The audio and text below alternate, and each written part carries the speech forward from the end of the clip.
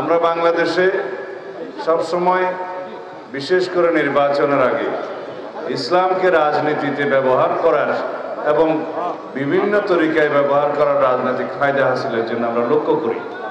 ইদানিং সেটা আরো বেশি লক্ষ্য করি এই জন্যে যে একটি রাজনৈতিক দল তারা নির্বাচনের স্বার্থে, রাজনীতির স্বার্থে ইসলামকে ব্যবহার করে জাতির মধ্যে বিভক্তি নিয়ে আসতে চায়, বিশেষ করে ইসলামের ক্ষতি করতে চায়।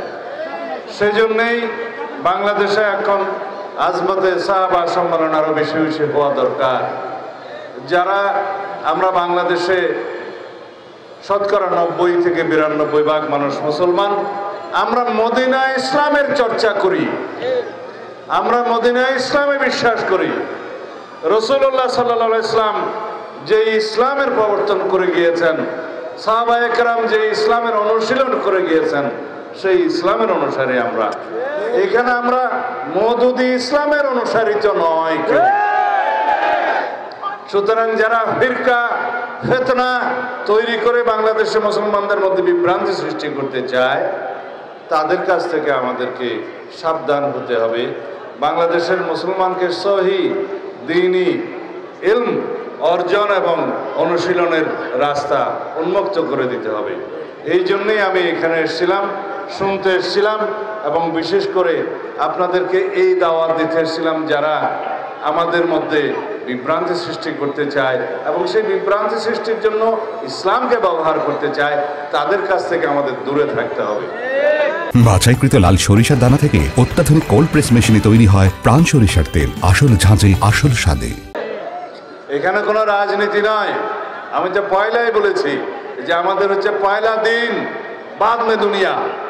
এই জন্য আমাদেরকে চিন্তা করতে হবে যারা রাজনীতির নামে বিভিন্ন রকমের বক্তব্য দিতে থাকে বিভিন্ন আদর্শের কারণে, সেটা স্বাগতম, কিন্তু ইসলামকে যেন আমরা সেই জায়গায় নিয়ে না যাই যেখানে রাজনৈতিক কারণে আমাদেরকে আমাদের দিনকে ক্ষতিগ্রস্ত করতে পারে। আমাদেরকে শিক্ষা নিতে হবে। বিগত ফেসিবাদী সরকার, ফেসিস্ট শেখ হাসিনার সরকার বাংলাদেশে ইসলাম বিদ্বেষী সরকার ছিল, তারা মুসলিম বিদ্বেষী সরকার ছিল। আওয়ামী লীগের রাজনীতি এই দেশের মানুষ দেখেছে, এটা অপরাজনীতি, ইসলাম বিদ্বেষী রাজনীতি, আলেম নির্যাতনের রাজনীতি, আলেম বিদ্বেষী রাজনীতি, মুসলিম বিদ্বেষী রাজনীতি তারা করেছে তাদের রাজনৈতিক স্বার্থ হাসিল করার জন্য। আল্লাহর হুকুম কিভাবে তারা বিদায় নিয়েছে, এই দেশে তাদের রাজনীতি কিভাবে সমাপ্ত হয়েছে, আমরা সবাই সাক্ষী, ইতিহাস সাক্ষী।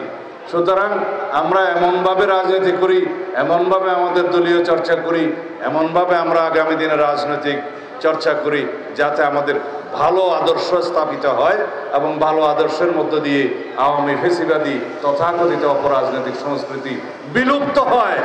এই জন্যই আমাদেরকে সঠিক পথে রাজনীতি করতে হবে, আদর্শিক রাজনীতি করতে হবে, ভালো রাজনীতির সংস্কৃতির চর্চা করতে হবে, বহাল করতে হবে।